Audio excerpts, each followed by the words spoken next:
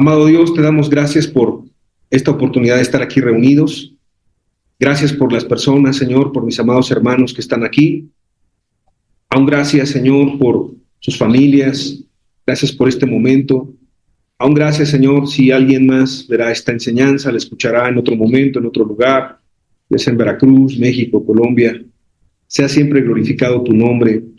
Y háblanos hoy, Señor, a lo profundo de nuestro corazón. En tu nombre, que es sobre todo nombre, Señor Jesucristo. Amén y amén.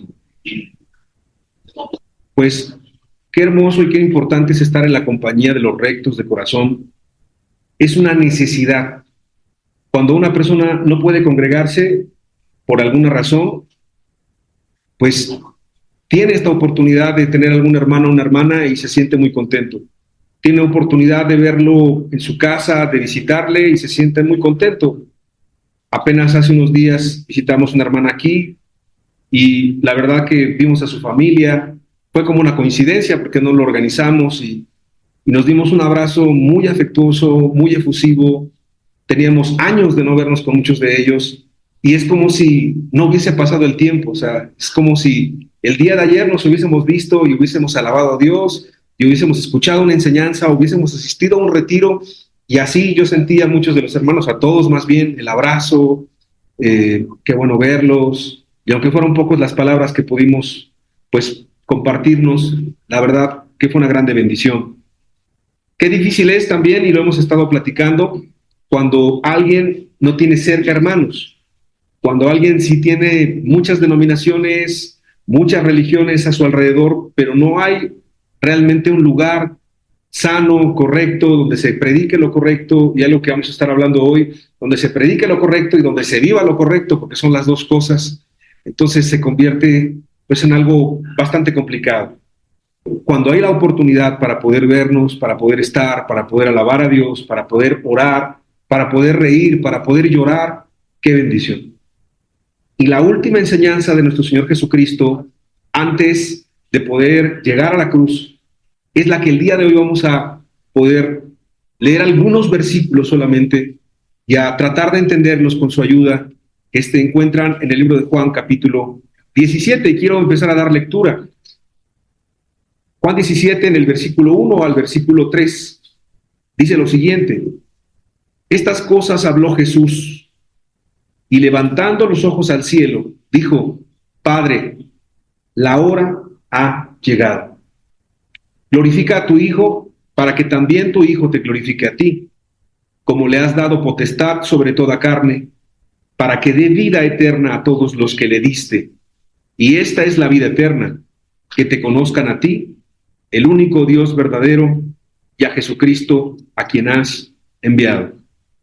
Quiero hacer notar que esta oración de Cristo es una oración distinta a otras oraciones. No es una oración donde ves quebrantado a Jesús, sino es una oración final en la cual ni siquiera está su rostro en tierra o está postrado, sino dice la Biblia que levantando los ojos al cielo, oró al Padre. Y entonces se ve más como una oración de esperanza, se ve como una oración que ve al futuro, se ve como una oración que está preparando lo que va a venir. Y lo que va a venir es lo mejor. Porque aunque iba a venir el martirio, el sufrimiento, el sacrificio, Jesucristo estaba viendo años más adelante. No solamente cuando los discípulos iban a continuar la obra, sino Jesucristo estaba viendo más adelante, cuando la iglesia de Cristo estuviera viviendo los tiempos más complicados, los tiempos más difíciles, los tiempos finales, que son exactamente estos tiempos. Entonces, creo que todos los que estamos aquí lo sabemos. Jesús glorificó al Padre a través de toda su vida. Desde que era pequeño, él fue circuncidado, fue dedicado al templo, si lo quieres ver así. Tuvo años de obediencia como hijo, aprendió y se sometió, aprendió un oficio. Podemos decir que fue perfecto en todas las cosas, fue tentado en todo, pero sin pecado. Y estuvo entre nosotros y habitó entre nosotros.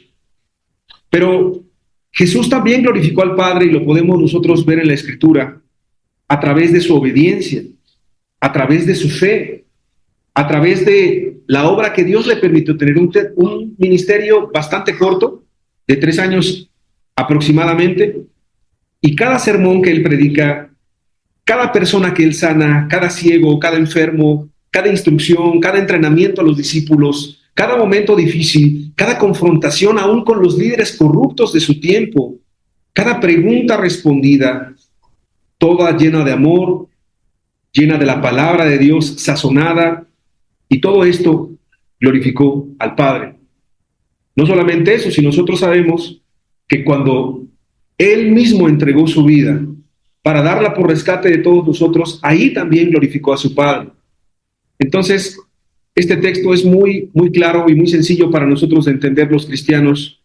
Cristo fue glorificado, pero no fue glorificado solamente en la cruz. Toda su vida fue darle gloria y honra a Dios.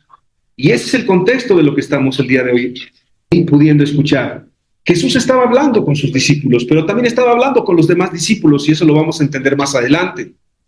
Y Él estaba dejándonos la muestra que todo tiene que ser para la gloria de Dios. Que todo lo que hagamos, que todo lo que pensemos, que todo lo que entendamos sea para la gloria de Dios.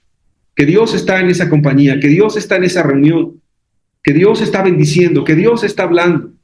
Y la alabanza, por más sencilla que sea, se te hace como una bendición enorme. Y la enseñanza, aunque sea también muy corta y muy pequeña, y a lo mejor no sea llena de tanta teología, se te hace muy ungida y muy respaldada. Pero también como cristiano te puedo decir que en ocasiones tú puedes estar reunido, puedes estar en un lugar, y si no sientes armonía, si no sientes que Dios está respaldando, si no sientes que Dios está bendiciendo, también se siente como un sequedal, y eso es muy triste. Por eso es que Cristo, con los 11, porque Judas ya no estaba ahí, estaba teniendo un momento muy íntimo, muy especial, muy particular. Ese momento que solamente se puede tener como en familia, en este caso con los de la familia de la fe. Jesús estaba también de alguna manera dejándoles instrucción, no solamente por sus palabras, sino con su ejemplo de lo que ellos tenían que hacer. Porque la encomienda que iban a tener los discípulos, la encomienda que tenemos nosotros el día de hoy es muy grande. Yo te quiero explicar a través de este capítulo que es demasiado grande y que sin Dios no podríamos hacerlo realmente. Quiero adelantarme en Juan 17, te voy a leer solamente algunos versículos. En el versículo 6 al versículo 8 dice lo siguiente: he manifestado tu nombre a los hombres que del mundo me diste. Tuyos eran y me los diste y han guardado tu palabra. Está hablando con el Padre, sigue orando. Y entonces Él dice, pues que los que le fueron entregados a Cristo, estos, Él los instruyó, Él los amó, Él los protegió, Él los cuidó, Él les dio un buen ejemplo de cómo tenían que conducirse, no solamente por sus palabras otra vez, sino como dice el libro de los Hechos, las cosas que Dios hizo y después enseñó. Cristo enseñaba a través del ejemplo, un ejemplo que falta bastante en nuestros tiempos. Hoy las congregaciones cristianas, las denominaciones, están llenas de enseñanzas, de instrucciones, pero hay poco ejemplo cristiano. Jesús puso su vida como ejemplo para que nosotros pudiésemos seguir sus pisadas. Y Él lo que le está orando al Padre es esto: mira, los que me diste, los he cuidado, les he enseñado, les he instruido, y algo muy importante, y han guardado tu palabra. Cristo siempre los llevó a respetar la palabra. Ahora han conocido que todas las cosas que me has dado proceden de ti, porque las palabras que me diste les he dado, y ellos las recibieron, y han conocido verdaderamente que salí de ti, y han creído que tú me enviaste. Es un texto muy profundo. Cada versículo tiene muchas verdades, pero quiero enfatizar una en el versículo 8. En el versículo 8, Jesús dice, y han creído que tú me enviaste. Muchas personas pudieran argumentar, bueno, entonces Cristo los separó y los escogió para Él. El Padre se los entregó a Él, sí. Pero de los 12, uno no creyó. Uno decidió no creer y los otros 11 sí decidieron creer. Porque el acto de creer es algo personal. Dios ha sido tan bueno con nosotros. Dios nos ha entregado todas las cosas, nos ha enseñado tanto, nos ha dado tanto. Pero ahora es algo voluntario creer, no solamente para salvación, sino aquel que es cristiano para que pueda perseverar, porque hay que seguir creyendo. Es como la cuestión del matrimonio. Todos los días podemos levantarnos y decir, oye, me casé con la mujer más hermosa que Dios me pudo dar, pero es mi decisión seguir amándola.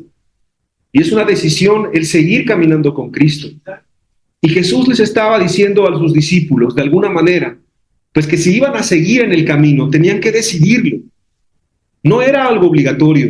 Cristo se iba a ir. Cristo ya no iba a protegerlos físicamente hablando. Cristo ya no iba a supervisarlos, ya no los iba tal vez a jalar las orejas o a exhortar o animar en algún momento. Entonces iba a llegar la prueba de fuego para los discípulos. Jesús ya no iba a estar. Jesús ya no iba a caminar con ellos. Él ya se los había anticipado, pero todavía como que no lo entendían tal cual como lo iban a experimentar. Entonces, evidentemente, iban a tener que confiar ahora, pero ahora no iban a ver a Cristo, ahora iban a confiar solamente en lo que habían escuchado. Iban a confiar ahora en lo que había sido sembrado en su corazón y tenía que dar fruto. Y viéndolo desde ese punto de vista, bueno, la salvación implicaba sí seguir con Cristo, pero también estar tomados de la mano de Cristo. Como bien dijo un comentarista, de acuerdo al texto, pues es que mis ovejas escuchan mi voz, me siguen, nadie las arrebata de mi mano. Y bien dijo el comentarista, es cierto, nadie las arrebata, pero nada implica que la oveja se quiera separar, se quiera rebelar, quiera volver atrás, quiera desobedecer, ya no quiera seguir el amor de Cristo, ya no quiera seguir las pisadas del Maestro. Y eso es algo que nos recuerda que los que somos cristianos, evidentemente, no lo somos por nuestros méritos, pero sí necesitamos estar tomados de Cristo todos los días y al mismo tiempo que Cristo nos tome todos los días de la mano. Y aquí viene, pues creo que una de las partes más importantes de este capítulo 17. En el versículo 9, Jesús dice lo siguiente, sigue orando, con los ojos levantados al cielo, con esperanza, con convicción, que lo que iba a venir iba a ser lo mejor, que este tiempo iba a ser el mejor tiempo. Y él dijo, yo ruego por ellos, no ruego por el mundo, sino por los que me diste, porque tuyos son. Y a lo mejor ese es un texto que pueda contrariarnos un poco, porque siempre que leemos la Escritura, sabemos que de tal manera amó Dios al mundo, que entregó a su Hijo, para que todo aquel que en él cree no se pierda, mas tenga vida eterna. ¿Y por qué entonces en este momento Jesús dice, yo ruego por ellos y no ruego por el mundo? Parece que está haciendo a un lado al mundo. Parece que está haciendo a un lado a los que no son cristianos. Parece que se está enfocando solamente en esos 11. Pero es algo muy impactante que cuando yo lo estudié y te lo quiero expresar, me bendijo bastante. Cuando Jesús dijo, no ruego por el mundo, no fue porque ya no se interesara en los perdidos. No fue porque ya no amara a nuestra familia que no es cristiana o no amara a la gente más necesitada. Pues para eso vino Jesús, para salvar lo que se había perdido. Sino es porque él estaba orando por el instrumento que iba a llegar al mundo. Cristo ya no podía predicar físicamente al mundo. Cristo había acabado su ministerio, él lo sabía. Ahí se iba a acabar, iba a ser glorificado en la cruz, sí iba a resucitar, pero ya solamente iba a afirmar a los discípulos, porque él ya no iba a predicar más. Su ministerio evangelístico había terminado, y ahora quien iba a continuar ese ministerio eran los discípulos.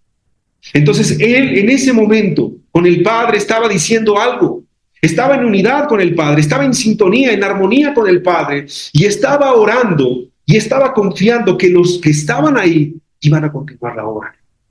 Por eso es que se atreve a decir, en este momento no voy a pensar en el mundo, voy a rogar por estos que tú me diste. Voy a rogar por estos que no se han perdido. Voy a rogar para que les des la fe, el valor, la valentía, la convicción, todo lo que haga falta, porque lo que va a venir para ellos va a ser bien complicado. Yo ruego por ellos en este momento. Estaba orando por ese instrumento precioso, a través del cual el mundo sería alcanzado. Estaba orando por los discípulos. Es muy interesante cómo Cristo, en este momento tan íntimo, en este momento tan personal, Él está orando por los que van a continuar la obra. Y no solamente eso, sino que en el versículo 11 y versículo 12 sigue diciendo Jesús algo muy tremendo. Juan 17, versículo 11 y 12. Y ya no estoy en el mundo, sea, él ya está diciendo, yo ya me estoy despidiendo de aquí. Mas estos están en el mundo y yo voy a ti, porque él sabía que los que nos íbamos a quedar aquí, los que íbamos a continuar la obra, sí teníamos que estar en el mundo, en medio de las tentaciones, en medio de las tribulaciones, en medio de la escasez en ocasiones, en medio de la adversidad, en medio de la presión, en medio de un pueblo que iba a ser de corazón duro y que es corazón duro hasta el día de hoy, porque la gente no quiere buscar a Dios, en medio de engaños religiosos, en medio de apostasías, en medio de maldad, de incredulidad, de hipocresía, en medio del mundo tal y como tú y yo lo entendemos. Como diciendo Jesús, bueno, yo ya me voy, pero ellos se van a quedar en el mundo. Padre Santo, a los que me has dado, guárdalos en tu nombre. Hace un énfasis. Así como yo los guardé, así como yo los cuidé, así como yo vi por ellos, ahora, Señor, guárdalos en tu nombre. Guárdalos. Y aquí empieza, obviamente, la parte, pues, que nos hace reflexionar de estos temas que estamos hablando, de la unidad. Para que sean uno. Guárdalos, Señor. Pero para que sean uno. Así como nosotros. Y esa es una expresión muy fuerte en la unidad. ¿Por qué se llama esta enseñanza la perfecta unidad? La unidad que Dios espera de nosotros, la unidad que Cristo espera de nosotros, no es menos que la unidad que el Padre y el Hijo estaban expresando en ese momento. La unidad perfecta. Y él estaba diciendo, mira, Señor, ninguna comparativa puso. Mira, no como los discípulos de aquí, como los de allá, no como un buen maestro. No, no, no. Así como tú y yo somos unos. Guárdalos para que ellos, los creyentes, los discípulos, puedan ser uno.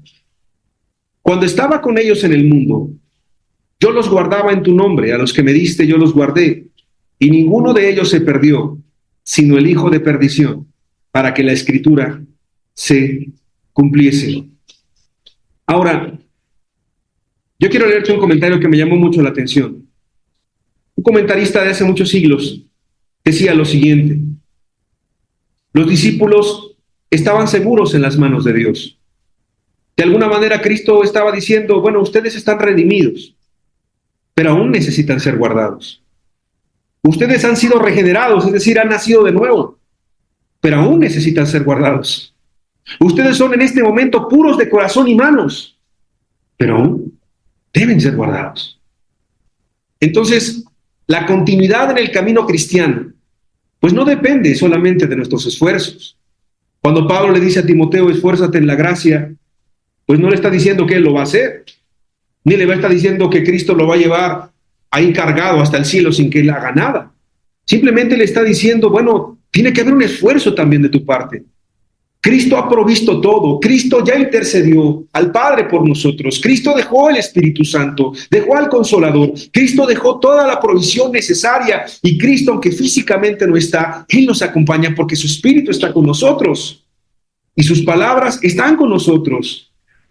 Y Él dijo, yo estaré con vosotros todos los días hasta el fin del mundo. Pero ahora es necesario que nosotros también pongamos de nuestra parte, que nosotros nos esforcemos por lo que Él nos está pidiendo, ser perfectos en unidad, que Él nos está pidiendo valorar el estar juntos. Cuando una persona no se reúne de continuo, pasan semanas, meses o años, ¿cuánto valora una reunión, verdad? ¿Cuánto valora el estar juntos? Cuando ha pasado mucho tiempo y nos vemos en un retiro, nos vemos en unos bautizos, nos vemos en un lugar, ¿cuán anhelado es ese momento? Cuando alguien de continuo lo hace como algo rutinario, ya no lo disfruta, no disfruta a los hermanos, no disfruta la palabra, no disfruta la alabanza, no disfruta la presencia de Dios, se vuelve algo monótono. Yo le decía hace poco a algunos hermanos, no convirtamos una denominación lo que hemos aprendido. No nos convirtamos en una religión más que se reúne por reunir, que se ve, pues tiene que verse, sino que de verdad sea un deleite el que nosotros podamos entender esto que Cristo está hablando de la unidad. Yo quiero decirte que al final de estos tiempos, y tú y yo lo entendemos, el mundo, la carne, sus deseos, el diablo, nuestros adversarios, son poderosos, son persuasivos, son seductores, engañan, hacen estrategias cada vez más elaboradas. Lo digo con mucho temor. Muchos de nuestros amados hermanos y gente que caminó con el Señor ya no lo están haciendo. Volvieron atrás. Y con esto vuelvo a reafirmar, no es un día de campo. No es algo sencillo llegar al reino de los cielos. Terminar la carrera depende enteramente que alguien está intercediendo por nosotros, que es Cristo. Yo quiero valorar y que tú en este momento pienses como si Jesús estuviera orando y lo veas así en tu mente, imagínalo. Está diciendo, Padre, guárdalos, guárdalos. Guarda Pedro, guarda Juan, guarda Mateo. Tú lo sabes, tú lo conoces, Señor. Tú conoces de qué pie cojea, tú sabes que es débil en esto, tú sabes que puede ser tentado en esta área, tú lo sabes, Señor. ¿Cuánto necesitamos? ¿Cuánto necesitamos esa intercesión de Cristo? Porque aún con todo nuestro esfuerzo, amados, nadie llegaría al cielo si Cristo no intercediera por nosotros. Yo quiero escuchar a Jesús el día de hoy como diciendo, guárdalos, guárdalos a los que estamos aquí, a los que están escuchando el tema, guárdalos para que sean uno, para que no sean engañados, guárdalos del error para que no prediquen herejías, guárdalos de una falsa doctrina para que no se vayan a la religión, guárdalos de no predicar algo que no viene en la Escritura, guárdalos de que predicando lo correcto no vivan lo correcto, que eso los convertiría o nos convertiría en fariseos. Saber lo que es correcto, pero no vivir lo que es correcto. Guárdalos del pecado, guárdalos de la hipocresía, guárdalos de los resentimientos, de las amarguras, de los rencores, guárdalos de la división. ¿Verdad que Cristo sigue intercediendo por nosotros? Y algo muy importante que a mí me bendice de esta parte de ser guardados. Obviamente Cristo está diciendo al Padre, guárdalos, pero al mismo tiempo también está diciendo algo, únelos. Guárdalos, pero también únelos. Porque si tú eres guardado, pero no eres unido, eso está extraño. Eso está peligroso. Eso está riesgoso. ¿Cómo lo enfatiza? Para que sean uno, así como nosotros somos uno. La labor de guardar no era solamente mantenernos en santidad, sino también mantenernos juntos. Como dice el Salmo, juntos y unánimes. Porque podemos estar juntos y no podemos estar unánimes. Y a veces, como nos ha ocurrido en los últimos meses o años, podemos no estar en el mismo lugar, no podemos estar unidos, pero creo que sí estamos unánimes. ¿Por qué? Porque tenemos el mismo Dios, porque tenemos el mismo Espíritu, porque tenemos la palabra, porque fuimos bautizados por el mismo Espíritu, porque somos hijos de Dios. Y entonces, bueno, a veces no se puede cumplir el que estemos juntos y estemos unánimes, pero por lo menos que cuando estemos juntos, también estemos unánimes. Y aun cuando no estemos juntos, estemos unánimes, orando unos por otros, pensando, ¿qué estará haciendo el hermano? ¿Qué estará haciendo la hermana? Oraré para que Dios le ayude en la crianza de sus hijos. Oraré para que Dios le guarde en medio de sus tentaciones y sus tribulaciones, en su enfermedad, en la salud, en el trabajo, que no falte los recursos, que no falte nada. Oraré para que aunque no estemos en el mismo lugar, si estemos unánimes, pidiéndole a Dios por esta unidad. Esta unidad mencionada que Cristo la compara con la del Padre y con la de Él, la verdad yo no sé si tú lo vas entendiendo, pero cuando yo lo fui comprendiendo, no es cualquier cosa. Es una necesidad de estar siempre con el Padre. Es una necesidad de orar, es una necesidad de interceder, es una necesidad de conocerle, es una necesidad de intimar cada vez más con Él. Bueno, Cristo dijo que nosotros teníamos que ser igual de unidos. ¿Lo somos? Tal vez no. Y es ser sincero y es ser humilde y decir no lo somos. ¿Pero lo queremos lograr? Bueno, pidámosle a Dios. ¿Lo necesitamos? Sí. ¿Es necesario? ¿Qué crees que sí? Es necesario para que se cumplan sus propósitos y sus proyectos. Y con eso voy a la otra parte de la enseñanza, que ya es la última, es un poco más corta. Es necesaria. No es si quieres, no es si quiero, no es que sea una moda, es que es un ingrediente del cristianismo. Es que Cristo estaba utilizando sus últimos momentos, sus últimos alientos, su último tiempo de concentración, su último tiempo con los discípulos para darles una última enseñanza, y esta enseñanza tenía que ver con la unidad, pero no con cualquier tipo de unidad. Como lo hemos hablado en otro tema y tú lo entiendes bien, no una unidad religiosa, no una unidad denominacional, empresarial, como el que vende Arabella, como el que vende Fuller, que bueno, necesita equiparse, necesita estar en equipo, como está en una empresa, el que está en cualquier empresa tiene que hacer equipo, pero no es la unidad de la que estamos hablando. Los fariseos tenían una unidad impresionante. No me digas que los fariseos no estaban organizados. Claro que estaban organizados, pero no es la unidad que Cristo estaba hablando en ese momento. Porque como lo dije en una enseñanza anterior, hasta los satánicos están unidos para lograr sus objetivos, pero esa no es la unidad en el espíritu. Cristo estaba hablando de una unidad muy distinta. En el versículo 20, aquí sí como que Cristo nos abre el panorama, y como si estábamos pensando nada más en Juan y en Mateo y en cada uno de ellos, yo creo que estamos pensando en nosotros, pero aquí ya quita todo velo, quita toda duda. Y entonces Cristo en Juan 17, versículo 20, dice las siguientes palabras: mas no ruego solamente por estos, o sea, por estos 11, sino también por los que han de creer en mí por la palabra de ellos. Y entonces aquí la enseñanza se vuelve más seria, se vuelve más íntima, se vuelve más necesaria de poder comprender. Yo he orado que el Espíritu nos ayude a entender esto que es precioso de una manera sencilla. Cuando Cristo está diciendo, no ruego solamente por esto, sino también por los que han de creer en mí por la palabra de ellos.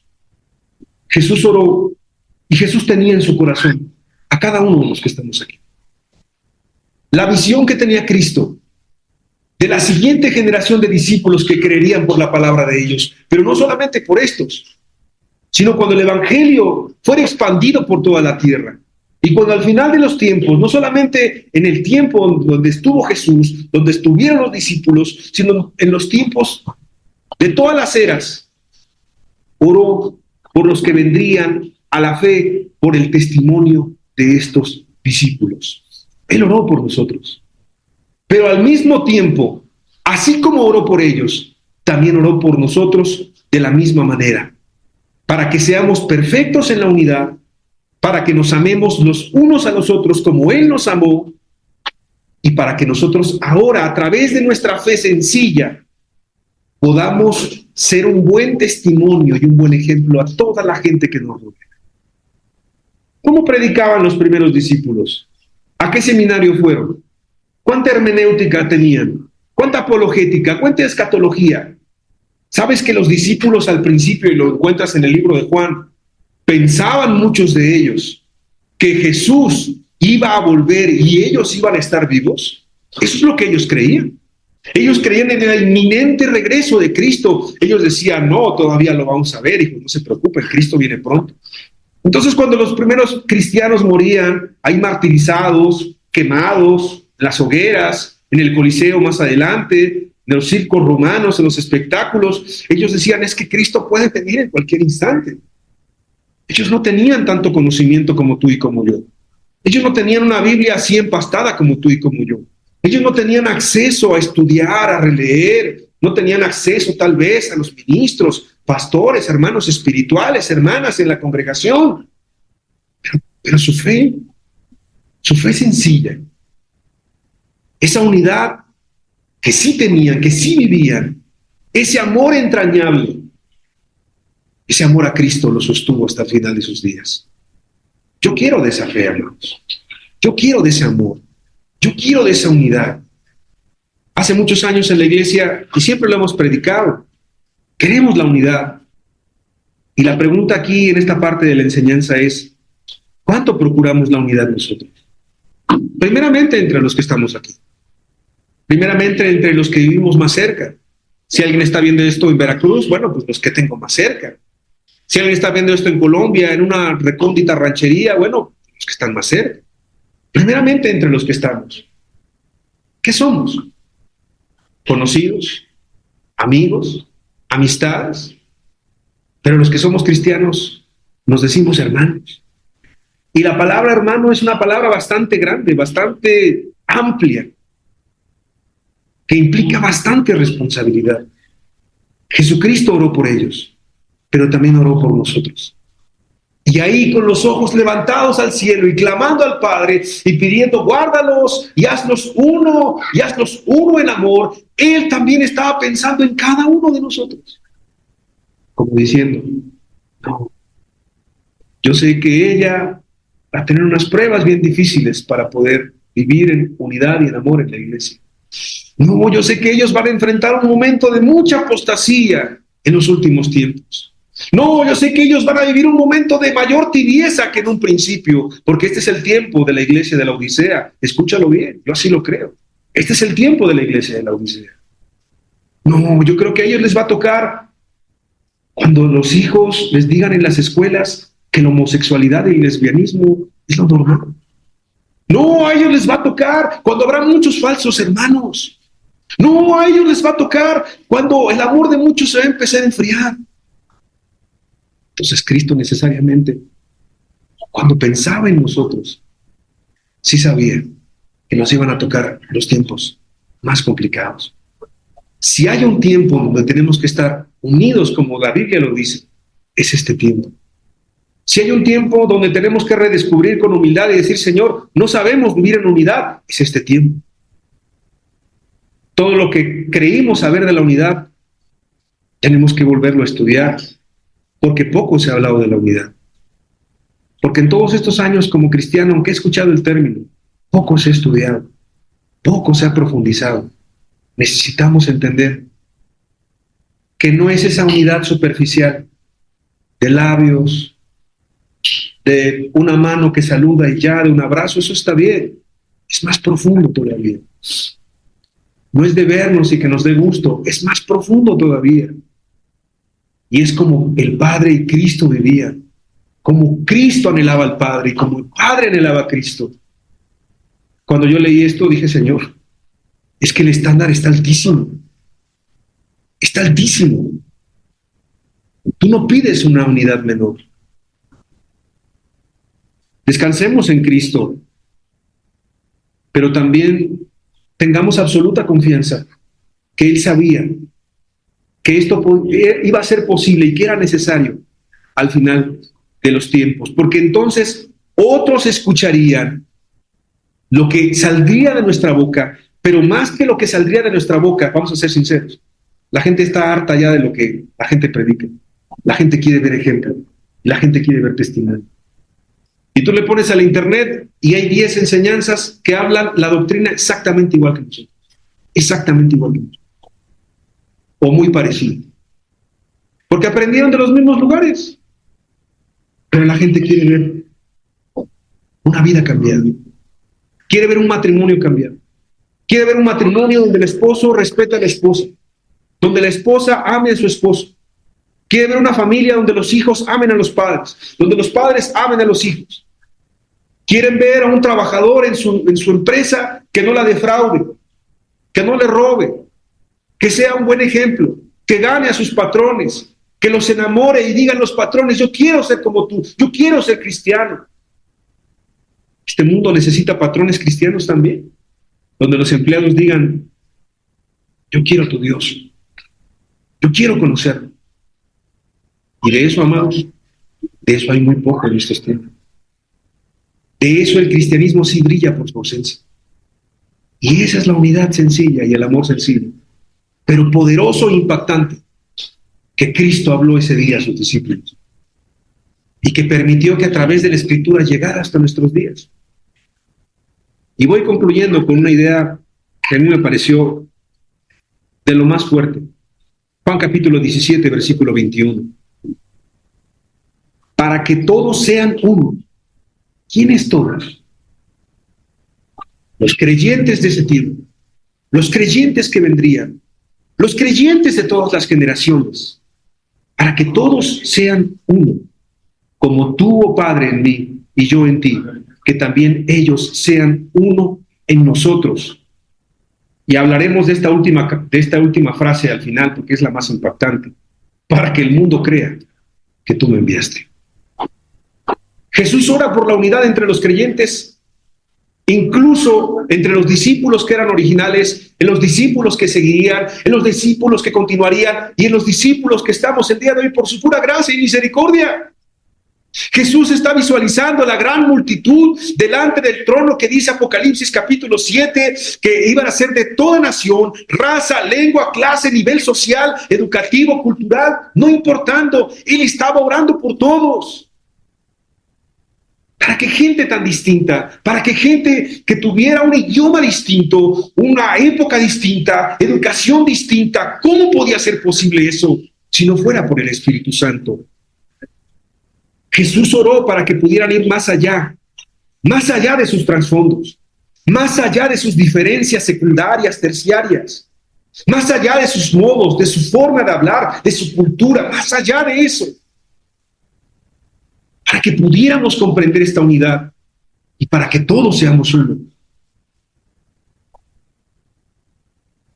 Un comentarista acerca de este texto decía: debemos ser fieles a la verdad. Cristo es la verdad. Debemos ser fieles y ser ardientes en el Espíritu Santo. Pero tenemos que promover la unidad en la iglesia. Tenemos que cultivar el amor a la verdad y el amor a los hermanos por encima de muchas cosas. Una pregunta que podemos hacer para concluir es: ¿por qué no somos uno? ¿Por qué nos cuesta trabajo? Un comentarista acerca de esta reflexión decía: lo perfectamente santo estará perfectamente unido. Cuanto más santos son los hombres, es decir, más apartados para Dios, más aman a su Señor, pero más aman también a sus hermanos. Y por lo tanto se vuelven más unidos entre ellos. Es una reflexión muy profunda. Cuanto más santos son los hombres, más aman a su Dios y más aman a los demás. Por lo tanto, se vuelven más unidos entre ellos. Termino con esta última frase. Parece que Jesús esencialmente le dio permiso al mundo de juzgar a la iglesia en esta última frase, de validar el ministerio de la iglesia local o de la iglesia zonal o de la iglesia mundial o de la iglesia que tú quieras, de juzgar nuestro cristianismo. Parece que Jesús les dio ese permiso. Porque incluso cuando el mundo viera que dos no se aman, el mundo diría: no, esos no son cristianos. Cuando viera que un grupo de creyentes no se buscan, no se procuran, no se aman entrañablemente como Cristo nos amó, entonces el mundo pudiera dudar y diría: pues aquí la Biblia dice que para que el mundo crea, ellos tienen que ser uno, y ellos tienen que amarse, y tienen que amarse entrañablemente, y tienen que amarse sacrificialmente, y tienen que amarse como Cristo los ha amado. Y entonces pareciera un permiso, o más bien pareciera una medida de cómo el mundo nos puede juzgar. Amados, si hay un grupo de creyentes que a veces atrae todos los focos de atención, atrae qué hacemos, qué no hacemos, cómo nos comportamos, cómo nos vestimos, cómo no nos vestimos, qué hacemos, qué no hacemos, dónde vamos, dónde no vamos, qué tipo de conversaciones somos nosotros. Como el apóstol Pablo ha dicho, nos hemos convertido como un espectáculo al mundo. Pero hermanos, no lo hagamos por los hombres. Hagamos las cosas como entendiendo que Dios nos ve todos los días. Y que Dios ora por nosotros todos los días. Y que Dios nos dice todos los días: sean uno. Y ámense. Y guárdense. Y sean perfectos en unidad. Juan 17:23. Yo en ellos y tú en mí, para que sean perfectos en unidad. Para que el mundo conozca que tú me enviaste. ¿Cómo conocerá el mundo que Él fue enviado? ¿Cómo recibirá el mundo el mensaje? ¿Cómo recibirá el mundo el evangelio? Cristo ya no está físicamente y el mundo es bien incrédulo, lo que no ve no lo cree. Si hasta a los cristianos nos cuesta creer en ocasiones, el mundo no ve a Cristo. Pero Cristo sabía que si el mundo iba a ver a un grupo de cristianos, a una familia cristiana, a un grupito de 2, de 3, no importa el número, que se amaran entrañablemente, que se cuidaran, que se procuraran, que se defendieran y defendieran a Cristo y el Evangelio, obviamente, entonces el mundo conocería que Cristo fue enviado y que los has amado a ellos como también a mí me has amado. Esa es la última oración de Jesús. Ora por una unidad fundada en el amor. No es una unidad cualquiera. Así como la santidad es necesaria en la casa, el amor es indispensable porque es el sello distintivo. ¿Y qué es el amor? Mucho se ha hablado del amor. Muchos textos, muchas series. Nosotros vimos hace mucho tiempo una serie del amor, pero quiero terminar con esto. Quita el amor del gozo que puede sentir una iglesia y lo único que tienes es puro hedonismo y puro ser placenteros y puro sentirnos bien. Sin el amor cristiano, el gozo aún no tiene sentido. Quita el amor de la santidad y lo que vamos a quitar es algo muy importante porque solamente habrá reglas estrictas y solamente habrá reglas y límites y esto no, pero pon el amor a la santidad y tendrás ese amor perfecto del cual Dios. Quita el amor de la verdad y sí, tendrás una ortodoxia pero muy amarga, la cual la gente nunca va a entender. Pero cuando la gente habla la verdad y lo hace con el amor, pues con misericordia y con verdad se corrige el pecado. Y entonces seríamos conocidos no como los que tienen la verdad, sino como los que aman a la verdad, los que aman a Cristo, como los que demuestran la verdad a través del amor. Quita el amor a cualquier misión de una congregación, de un grupo de creyentes. Y sí, puedes tener una empresa, puedes tener ambición, puedes tener conquista, pero nosotros no queremos conquistar para ser alguien en esta tierra. Nosotros no queremos ser conocidos, pero sí queremos que el nombre de Cristo sea conocido. Quita el amor de la unidad que estamos hablando y lo que tenemos es una organización religiosa. Tenemos tiranía, tenemos dictadura, tenemos algo muy, muy diferente a lo que Cristo planteó aquí en Juan capítulo 17. Jesús oró para que sus discípulos no solo fueran llenos del amor de Dios. Jesús oró para que este amor fuera conocido por los demás. Jesús oró para que por eso fueran conocidos.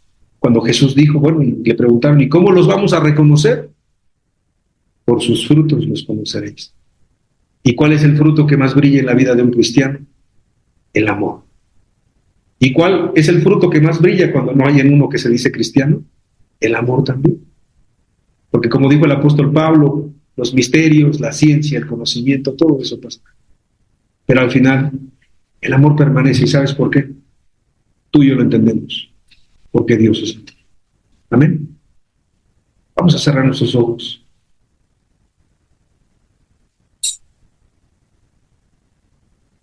Esa noche, Jesús, yo quiero pensar, amado, esa noche Jesús pensaba en mí. Pensaba en lo frágil que soy. Pensaba en lo débil que soy. Pensaba en lo torpe que soy.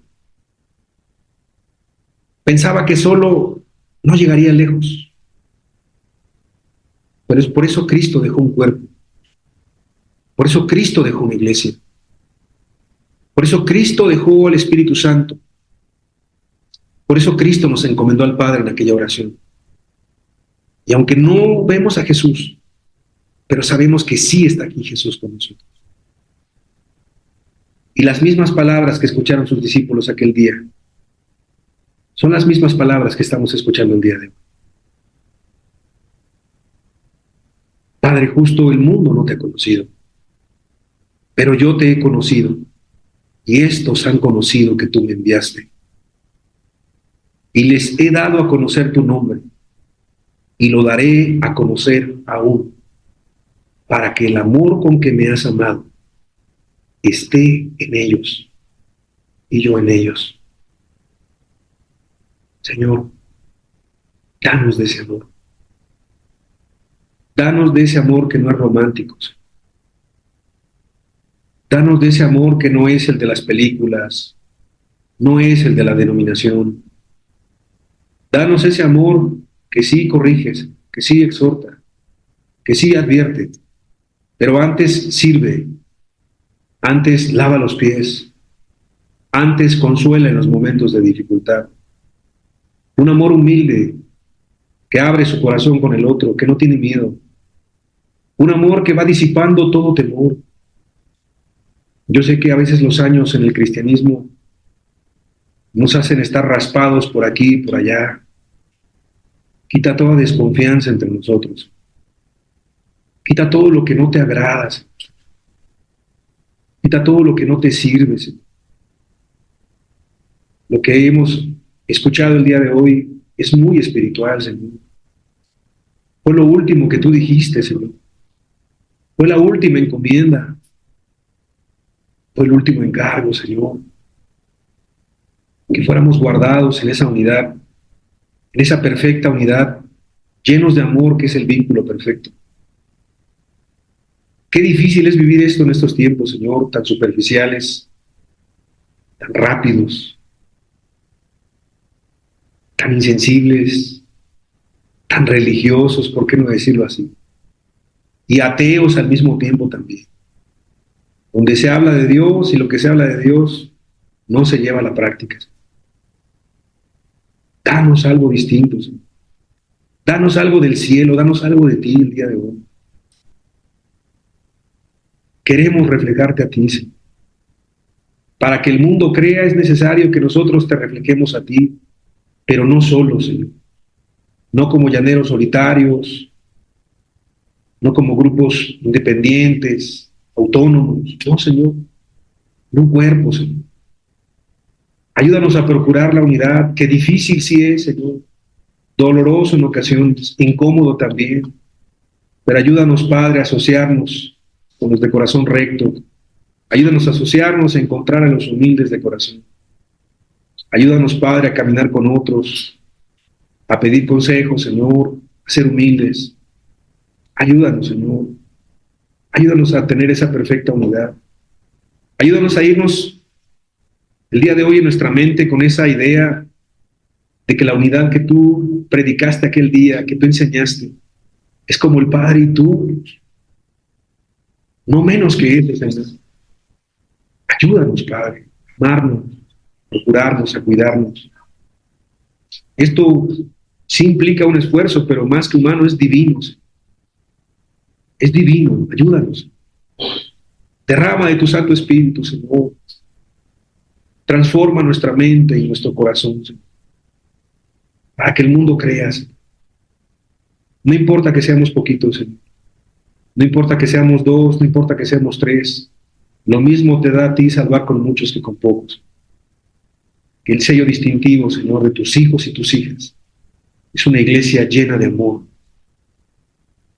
Ayúdanos a estar llenos de amor los unos para con los otros.